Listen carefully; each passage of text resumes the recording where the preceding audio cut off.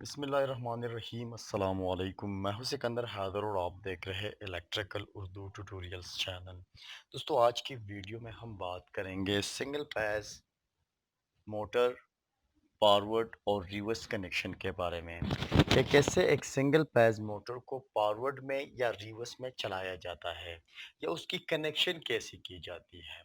दोस्तों, सबसे पहले हम उन सिंगल फेज मोटर्स के बारे में बात करेंगे जिसकी स्टार्टिंग वाइंडिंग और रनिंग वाइंडिंग, यानी हमारे साथ एक सिंगल फेज मोटर में दो तरह की वाइंडिंग्स होती है, जिसमें हमारे साथ कुछ इस तरह की दो वाइंडिंग्स होती है, जिसमें हम एक को मैन वाइंडिंग, ठीक है, या रनिंग वाइंडिंग कहते हैं। एक को हम एक्सेलरी वाइंडिंग या स्टार्टिंग वाइंडिंग कहते हैं, ठीक है। तो अगर हमारे साथ एक ऐसा सिंगल फेज मोटर है जिसकी मैन वाइंडिंग और जो एक्सेलरी वाइंडिंग है, दोनों की जो कॉइल है वो सेम साइज ऑफ वायर, यानी एक जैसे साइज के वायर से बनी हो और उसकी कॉइल भी एक जैसे हो और उसके टर्न भी एक जैसे हो, तो उस सूरत में हमारे साथ इसका जो फॉरवर्ड और रिवर्स है उसका कनेक्शन का उलट आप कैपेसिटर से कर सकते हो। यानी अगर हमारे साथ एक वॉशिंग मशीन का मोटर है, तो वॉशिंग मशीन के मोटर में क्या होता है कि दोनों वाइंडिंग जो होती है वो सेम टर्न्स की बनी होती है, same size of wire use होता है। मिसाल के तौर पर हमारे साथ यहाँ पर यूज हुआ है 26 SWG, ठीक है। तो यहाँ पर भी 26 SWG होगा, ठीक है। इसकी कॉइल्स भी सेम है, इसकी कॉइल भी सेम है। तो अगर हम इन दोनों के बीच रेजिस्टेंस टेस्ट करते हैं, इस पॉइंट के बीच और इस पॉइंट के बीच, और हमारा रेजिस्टेंस आता है 102 ओहम, ठीक है। तो हमारा इस कॉइल का जो इस पॉइंट का और इस पॉइंट का रेजिस्टेंस होगा वो भी सेम 102 ओहम का होगा, क्योंकि यहाँ पर कोई स्टार्टिंग और कोई रनिंग वाइंडिंग है नहीं।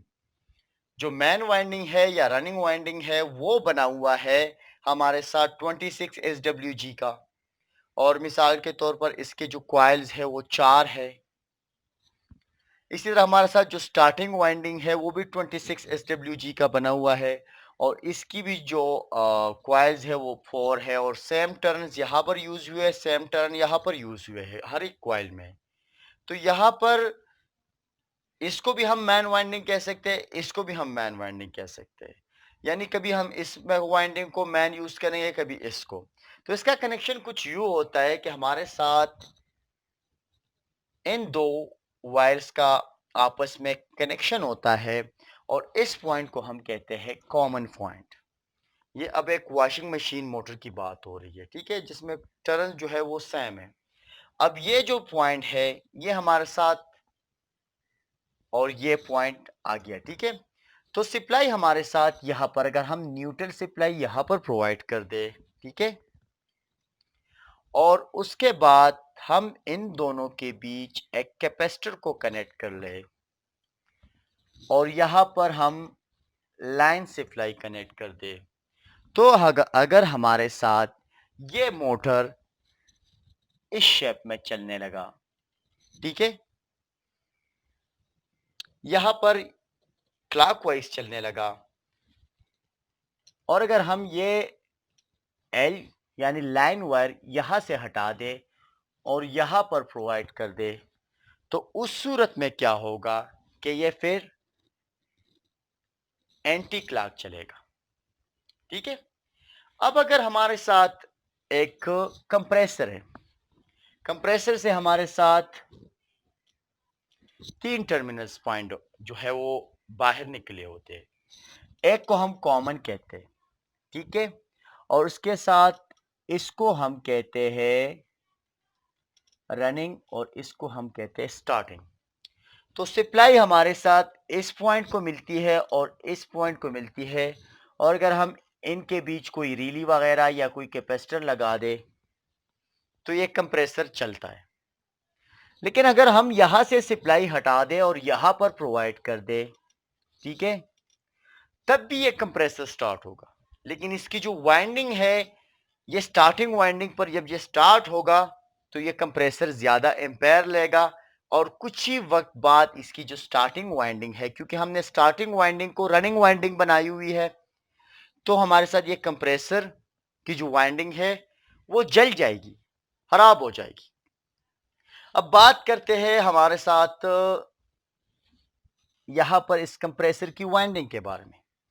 इसमें हुआ यह है कि यहां पर जो टर्न्स यूज हुए, यानी अगर यहां पर, अब इसको हम एक कंप्रेसर मान लेते हैं, ठीक है, कंप्रेसर मान लेते हैं और यहां से ये हम हटा लेते हैं सारी चीजें। थोड़ा सा मैं साफ कर लेता हूं, ठीक है। और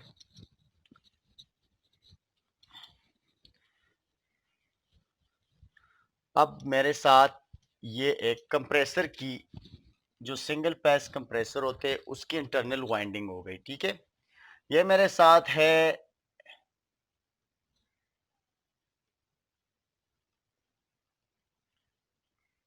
मैन वाइंडिंग, ठीक है। और इसी तरह मेरे साथ ये है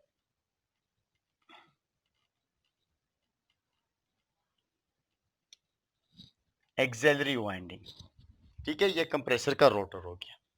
अब यहां पर मेरे साथ यूज हुआ है मिसाल के तौर पर 21 SWG, ठीक है। और यहां पर मेरे साथ यूज हुआ है 26 SWG। अब यहां पर जो साइज है वायर का वो मोटा है और यहां पर है पतला, ठीक है। तो मोटे वायर में जिसकी क्रॉस सेक्शनल एरिया ज्यादा होती है उसकी जो रेजिस्टेंस होगी वो कम होगी, ठीक है। तो इस वाइंडिंग के बीच अगर हमारा रेजिस्टेंस आता है वो मिसाल के तौर पर 25 ओम है, तो यहां पर 26 SWG यूज हुआ है। तो इनके बीच जो हमारा रेजिस्टेंस है वो है 60 ओम। ये सिर्फ एग्जाम्पल है, ठीक है, कम ज्यादा हो सकते हैं, हर एक मोटर का अपना रेजिस्टेंस आता है। अब होगा ये कि हम अगर इन दोनों पॉइंट्स को आपस में मिला दें तो ये पॉइंट हमारे साथ कॉमन कहलाएगा और ये जो पॉइंट है हमारे साथ वो रनिंग कहलाएगा और ये जो पॉइंट है हमारे साथ स्टार्टिंग कहलाएगा। तो कंप्रेसर से तो 3 टर्मिनल्स बाहर निकले हुए, तो हम यहां से इसका जो टर्न है, यानी जो इसको ना हम फॉरवर्ड में चला सकते हैं ना रिवर्स में, जैसा होगा वो चलेगा। अगर ये फॉरवर्ड में चलता है, क्लॉकवाइज चलता है इसका रोटर, तो ये क्लॉकवाइज चलेगा। अगर हम यहां से कैपेसिटर में या रिले में कनेक्शन उलट करते हैं तो उस वजह से यहां पर ये जो है एक्सेलरी वाइंडिंग है उससे वो कंप्रेसर चलेगा लेकिन वो जल जाएगी उसकी वाइंडिंग, क्योंकि वो एक एक्सेलरी वाइंडिंग है, मैन वाइंडिंग नहीं है। तो कंप्रेसर से अगर 3 टर्मिनल्स बाहर निकले हुए हैं तो उसको फॉरवर्ड और रिवर्स में तो खैर चलाया नहीं जा सकता, या कोई कोई ऐसा मोटर हो, यानी अगर ये कंप्रेसर नहीं है, एक आम सा मोटर है और जिससे 3 वायर्स निकले हुए हैं, तो इसको आप अगर वो फॉरवर्ड में चल रहा है तो सिर्फ फॉरवर्ड में चला सकते हो, रिवर्स में चल रहा है तो सिर्फ रिवर्स में चला सकते हो, यानी वो क्लॉकवाइज है या एंटी क्लॉक है उसको चेंज नहीं किया जा सकता है। बहरहाल अगर वो हमारे साथ एक वॉशिंग मशीन टाइप मोटर हो जिसमें मैन वाइंडिंग और एक्सेलरी वाइंडिंग दोनों सेम टर्न्स के बने हुए हैं, सेम कॉइल्स यूज हुए हैं, सेम SWG है, तो उसमें आप कैपेसिटर के कनेक्शन उलट करने से कर सकते हो।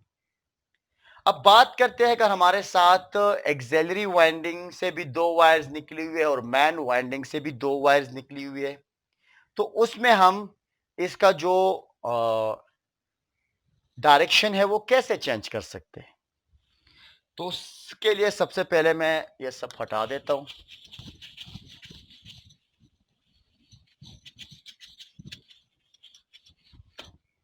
दोबारा से मैं यहां पर डायग्राम बना लेता हूं। ये मेरे साथ हो गया रोटर और ये हो गया एक वाइंडिंग और ये हो गया मेरे साथ दूसरी वाइंडिंग। इसको मैं दे देता हूँ मैन वाइंडिंग का नाम, और इसको मैं कहता हूँ एक्सेलरी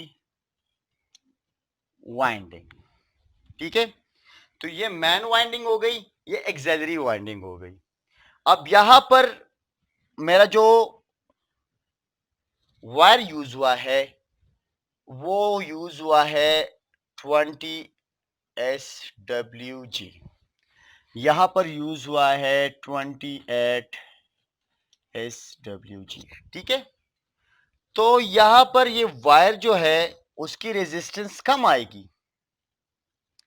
तो उसकी मिसाल के तौर पर रेजिस्टेंस है 15 ओहम, और यहां पर मेरे साथ है 35 ओहम रेजिस्टेंस, यानी इस पॉइंट के और इस पॉइंट के और इस पॉइंट के और इसके पॉइंट के। तो इन दोनों पॉइंट के बीच 15 ओहम रेजिस्टेंस आ रही है, और इन दोनों पॉइंट्स के बीच हमारे साथ 35 ओहम रेजिस्टेंस आ रही है। तो अब इसका जो डायरेक्शन है आप कैसे चेंज कर सकते हो? आपने कनेक्शन बाहर निकाले हुए हैं, दो यहां से निकली हुए, दो यहां से निकली हुई। सबसे पहले आपने फाइंड आउट कैसे करना है कि भाई आपस में दोनों, एक तो हो सकता है कि इन दोनों का कलर एक जैसा हो और इन दोनों का एक जैसा हो। बहरहाल अगर आपके पास सब के कलर सेम हैं तो फिर आपने लेना है एक मल्टीमीटर, और उसको कनेक्टिविटी टेस्ट पर या डायोड टेस्ट पर लगा दीजिए, और इन दोनों के बीच रेजिस्टेंस चेक कीजिए। इन दोनों के बीच, तो अगर इन दोनों के बीच रेजिस्टेंस आ रही है और वो 15 ओहम आ रही है, और फिर इन दोनों के बीच रेजिस्टेंस आ रही है वो 35 ओहम आ रही है, तो इसका मतलब यह है कि जो 15 ओहम वाला है वो आपका मैन वाइंडिंग है, और जो 35 ओहम वाला है वो आपका स्टार्टिंग वाइंडिंग या एक्सेलरी वाइंडिंग है। अब इसका कनेक्शन कैसे करना है?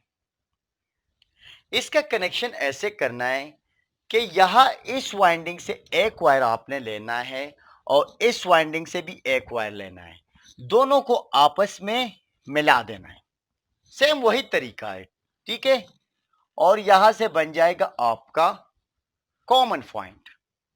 ठीक है, अब उसके बाद ये आपका रनिंग बन गया और उसके बाद ये आपका स्टार्टिंग बन गया। आपने करना क्या है? आपने करना क्या है कि आपने सप्लाई प्रोवाइड करनी है। अगर न्यूट्रल मैं यहां पर प्रोवाइड करता हूं, ठीक है, और लाइन वायर मैं यहां पर प्रोवाइड करता हूं, तो इन दोनों के बीच आपने एक कैपेसिटर को कनेक्ट करना है। तो सप्लाई यहां पर और यहां पर, तो अगर ये अब यहां क्लॉकवाइज में चलता है और आपने इसको एंटी क्लॉक में चलाना है, तो कुछ ज्यादा नहीं करना है। आपने आपने सिर्फ और सिर्फ ये वायर यहां से हटा देना है। ठीक है, ये जो वायर आपने यहां से हटाना है और आपने इसको प्रोवाइड करना है इसके साथ, और ये जो कैपेसिटर का वायर है वो आपने यहां कनेक्ट करना है। तो इस सूरत में ये आपका कॉमन बन गया, ये रनिंग बन गया, और स्टार्टिंग तो सेम वही स्टार्टिंग है। तो आपका जो मोटर है वो फिर एंटी क्लॉक में चलने लगेगा। इंशाल्लाह नेक्स्ट वीडियो में हम डायग्राम के जरिए आप लोगों को सिखाएंगे कि भाई आपने कैसे एक सिंगल फेज मोटर को कभी फॉरवर्ड में और कभी रिवर्स में चलाना है। उसके कई कई तरीके हैं। इंशाल्लाह सभी तरीकों पर हम बात करेंगे और इंशाल्लाह प्रैक्टिकली वो वीडियो आपके साथ लाएंगे। तो इसी के साथ ही आज की वीडियो ट्यूटोरियल ख़त्म होती है। मज़ीद ट्यूटोरियल के लिए आप हमारे यूट्यूब चैनल को ज़रूर सब्सक्राइब कीजिए। हमें अपने दुआओं में याद रखिए, जो हमारी वीडियो को लाइक और शेयर ज़रूर कीजिए। अल्लाह हाफिज़।